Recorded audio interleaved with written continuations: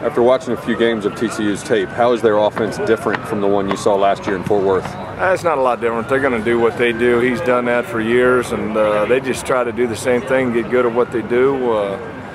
You know, they're explosive offense. They've got good skilled kids, and you know, TCU, they've got a tradition, and that's what they do.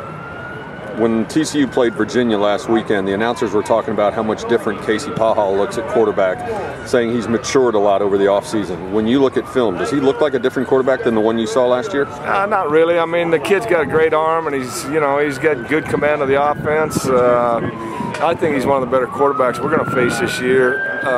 You know, and he's in his second year starting there, and he kind of understands the offense, but you know, that's what they're going to go with. They're going to go with him, and yeah, I think he's a hell of a quarterback. Obviously, he can throw the ball, but he also can run the ball a little bit. As you prepare for them, how is he different or similar to Johnny Manziel at A&M as a runner? I don't think he's quite as good as Manziel was as a runner. He's going to throw the ball. He's going to do the things within their offense that they want him to do.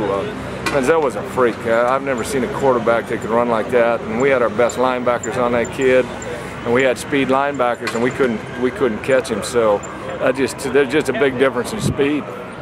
TCU lost its top running back for the year with a knee injury. How does their running game look now? Do they change up the calls they make, or does Matthew Tucker run the same kind of things that Wayman James was running? They're going to do the same thing. I mean, they got 3 running backs. They're all good.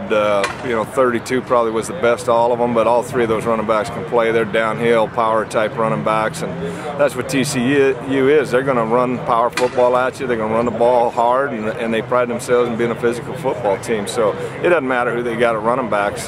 They've got 3 just like him.